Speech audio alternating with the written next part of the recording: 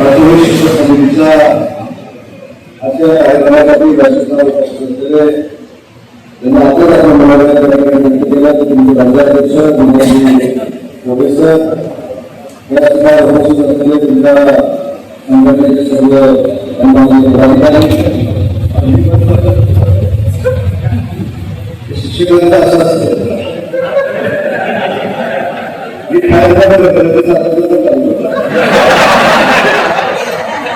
आणि म्हणतच नाही की तुमच्यापैकी जास्त विरोध आम्हाला कुठेतरी त्रास होतोय म्हणून बंद केला होता.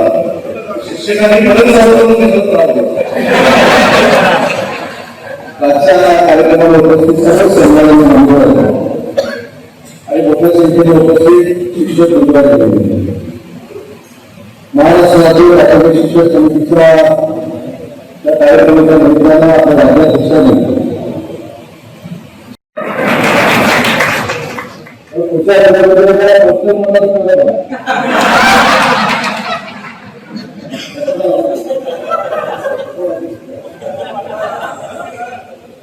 सगळ्या आपल्याकडे होते म्हणून सांगायचं आणि पुस्तक मंडळाचा कार्यक्रम करायला माझ्या समितीच्या प्रत्येक कार्यक्रमाला आपण काही गणपतीला उपस्थित होतो वेगवेगळ्याला उपस्थित होतो ती कदाचित राज्यस्तरावरचे कार्यक्रम असतो. पण तुमची प्राथमिक शिक्षण समिती ज्यावेळी मला बोलवते त्यावेळी प्रत्येक कार्यक्रमाला उपस्थित आहे.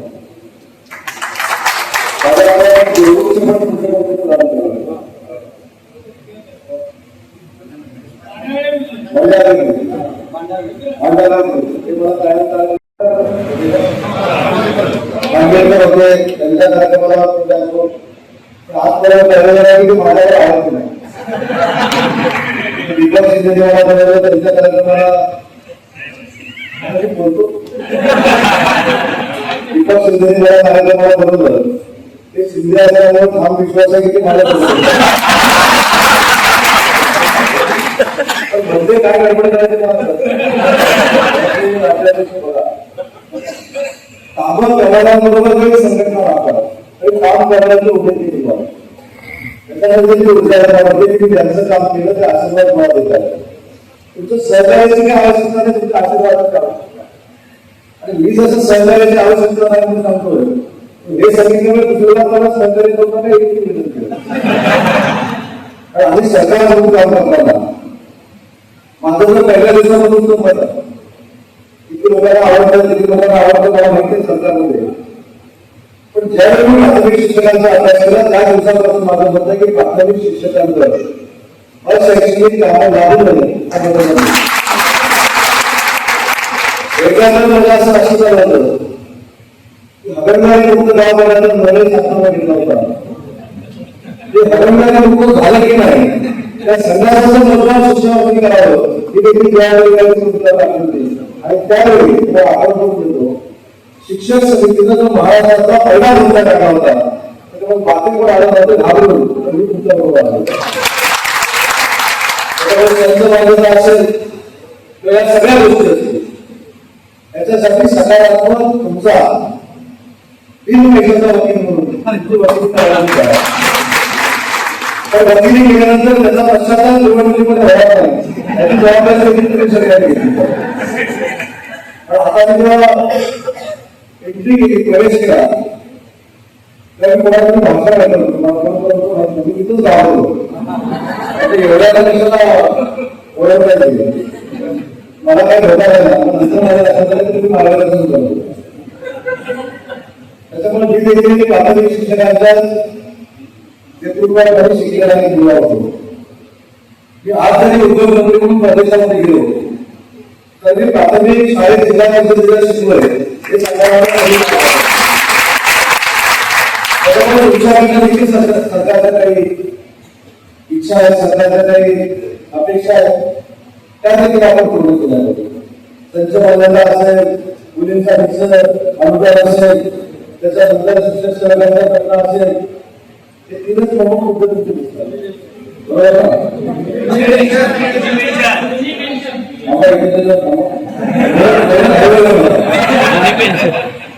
माहित आहे कुठं काय करायचं ते चांगल्या पाहिजे असल्यामुळे गोष्ट मागे गेल्यानंतर सुद्धा 50,000 होऊन जातो. त्याच्यामुळे शांततेत घ्या सगळ्या हा जो आत्मविश्वास असतो हा नंतर पूर्ण भाषांतर व्हायला पाहिजे. आणि ते मला स्लोगन पण पाहिजे एकच मिशन तुम्ही केलं तुम्हाला त्याच्या अधिकार माझ्या सगळ्यांना पण आवडत असतं की ज्यावेळी आपण प्रामुख्याने या सगळ्या मागण्या करतो त्या मागण्या ज्यावेळी पूर्ण होतात तर आपली देखील काही सकारात्मक भूमिका आहे. आणि ती सकारात्मक भूमिका काय पाहिजे तर जे राज्य करते तुम्हाला प्रामाणिकपणाने बोलण्याचा प्रयत्न करतात तर तुमच्या आईवडिलांसाठी प्रयत्न करतात त्यांना नाही याची जबाबदारी आता जुनी पेन्शन कुठेतरी सांगितली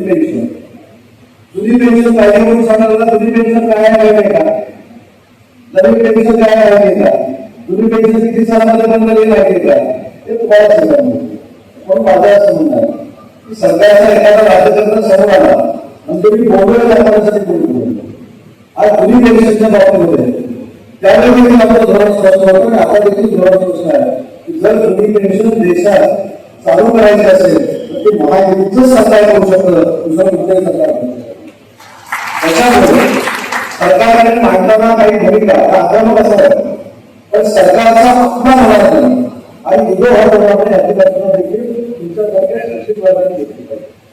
आणि म्हणून मला असं वाटतं की जुनी पेन्शनचा पर्याय काही दिसतोय का किंवा नवी पेन्शन असेल तर नवी पेन्शन मधल्या त्रुटी काय किंवा जुनी पेन्शन जर तुम्हाला करायचं असेल तर तुम्ही सगळ्या संघटनांनी एकत्र येईल ही पहिली मागणी सरकारकडे केली. आज तुमची पण परिस्थिती काय आता म्हणजे मुलांना तुम्हाला बोलावं लागतं तुमच्या संघटनांची पण परिस्थिती काय झाली आहे की जुनी पेन्शनचं श्रेय करायला पाहिजे याच्यासाठी राजकारणात आम्ही बांधणार ठीक आहे तुम्ही नका बांधू आणि त्याच्या पहिले मार्गदर्शन करा मला की जुनी पेन्शनसाठी सगळ्या शिक्षकांनी प्राथमिक शिक्षकांनी एकत्र आलं पाहिजे. त्याच्यामध्ये जे सगळे विद्वान मंडळी आहेत त्यांनी सरकारला प्रस्ताव दिला पाहिजे की कशा पद्धतीनं जुनी पेन्शन मध्ये ऍडमिशन करायला पाहिजे. जुनी पेन्शन किंवा नाव जुनी पेन्शन आहे परंतु नव्याला काहीतरी आणायचं असेल तर जुनी पेन्शन मध्ये सगळं त्याच्यामध्ये समाविष्ट असलं पाहिजे असं सांगायला तुमच्याकडे नेते एकत्र येण्यात पाहिजे. त्याच्यामुळे मला असं वाटतं की राजकारणासाठी राजकारण किंवा स्त्रियांसाठी सेवा हे आम्ही करणं योग्य आहे आणि आम्ही सरकारकडे काम करतो आम्ही लोकप्रतिनिधी म्हणून काम करतो आम्ही राज्यकर्ते म्हणून काम करतो आम्ही सरकार आमच्या आलं तरच तुमचं काम करू शकते ही भावना आमच्यामध्ये असल्यावर एखादं काम करतो त्याच्याबद्दल केवळ आज खरं तर आमचे आमदार ठाकरे हे प्रामाणिकपणा जुनी पेन्शनसाठी कार्य करत असतात. त्याच्यामुळे त्यांच्याबरोबर काम करतो माननीय मुख्यमंत्री महोदयांच्या बँकेपासून उपमुख्यमंत्री महोदयांच्या बँकेपासून शेवटी चर्चेच फक्त हातावर किंवा टोपीवर घेऊन काय ते एकच पेन्शन जुनी पेन्शन हे सुटत नाही. त्याच्यामुळे तुमची मानसिकता देखील नुसती चर्चा तुमच्या संघटनांमध्ये करण्यापेक्षा ही चर्चा शासनामध्ये झाली पाहिजे शासनाबरोबर तुम्ही चर्चा केली पाहिजे. म्हणून राज्याध्यक्षांनी माझी तुम्हाला विनंती आहे मी तुम्हाला मुख्यमंत्री महोदयांची बैठक घेतो भूमिका काय ही तुम्ही सरकारने मांडणं अतिशय आवश्यक आहे. पण जुनी पेन्शन तुमचा हा करतो महाराष्ट्राचा विषय आहे का महाराष्ट्रामध्ये काय करू शकतो मगाशी सांगितलं की बिल पैशाचा तुमचा इथं जे जे काही आश्वासन देईल ते 100% मुख्यमंत्री आणि आमचे सदस्य मुख्यमंत्री एकनाथ शिंदे साहेबांना सांगायची आणि त्यांच्याकडे करून घेण्याची जबाबदारी पाहिजे. आमच्या राज्यामध्ये योगेश ते देखील तुमच्या सोबत आहे. त्याच्यामुळे मला असं वाटतं की या सगळ्यांना एकत्र घेऊन जर आपण काम केलं तर तुमचे सगळे कर्तव्य सुटू शकतात त्याच्यावर मला थोडं विश्वास आहे. आणि म्हणून सुरुवातीला सांगितलं की ज्यावेळी राजकारणात आपल्याला इतर मला कळत नव्हतं त्यावेळी प्राथमिक शिक्षकांना शैक्षणिक काम राबवत आहे यासाठी तुमच्या मोर्चामध्ये सांगितलं होता मला पर्यंत याची सर्व माहिती असताना दिलं त्यानंतर काहीच आवश्यकता नव्हतं. पण मी तुम्हाला दिलेला शब्द होता मी शिक्षकांना दिलेला शब्द होता मी देसाईला दिलेला शब्द होता माझा वेळ त्यांचा शब्द करून या भूमिकेचा आपण पाहतो आणि माणसाला सापडावं माणूस सापडावं आणि म्हणून या कार्यक्रमाला मी तर आलो असतो अवघडाचं काय झालं असेल या विचारात करू शकतो जरा आपण म्हणतो तुम्ही उद्या समाजात सांगितलं उद्या साहेब येऊ शकणार नाही आणि म्हणून मला आर्थिक अडचण किती झाली याच्यापेक्षा मला सुद्धा याच्यापेक्षा मी माझ्या सहकार्याचं जाऊन समाधान करणं ही भूमिका माझ्या सगळ्या कार्यकर्त्यांना त्याच्यामुळे शिक्षक सेवकांमध्ये त्याच्यानंतर ग्रामीण शिक्षकांच्या प्रश्नामध्ये किंवा विधी प्रश्नामध्ये त्या सगळ्याच्या बाबतीमध्ये आपण विस्तृत हे वेगळं आहे मला हे मुख्यमंत्री महोदय किंवा माझे सरकारी मंत्री दादा भुसे आपण नक्की आयोजित करू आणि त्या प्रकारचं तुम्हाला राहिलेली भूमिका ही आपल्या सरकारच्या माध्यमातून घेतली जाईल हा शब्द त्या कार्यक्रमाच्या निमित्तानं मी आपल्याला देतो. आज आपण कोकणाच्या अतिशय चांगल्या नागपूर शहराला नागपूर शहराला देखील एक ऐतिहासिक भाषा आहे साधे पद्धतीचा हा परिसर आहे त्याच्यामुळे ज्या गुरुजीची प्रतिमा कशी असणार हे फक्त महाराष्ट्राला नाही अख्ख्या जगाला दाखवून दिलं आज आपला कार्यक्रम घेतलाय त्याबद्दल तुमचं मनापासून कौतुक करतो. जर काय कौतुक बोलत असेल तर दिलगिरी व्यक्त करतो थोडे वेळ देखील सांगणं गरजेचं आहे कारण शेवटी सरकार म्हणजे काय सरकारच्या लोकांचा विश्वास संपादन करणं म्हणजे सरकार तुमच्या सोबत आहे अशी भावना निर्माण होते. त्याच्यामुळे आपण ज्या ज्या काही मागण्या केलेल्या आहेत त्याला न्याय करण्यासाठी सरकारजवळ आम्ही तुमच्या सोबत आहोत एवढा शब्द देतो. आज आपल्याला भरपूर वेळ तुमच्यासोबत थांबायचं होतं परंतु काही अडचणीमुळे जास्त वेळ तुम्हाला घेऊ शकतो नाही त्याबद्दल तुमच्या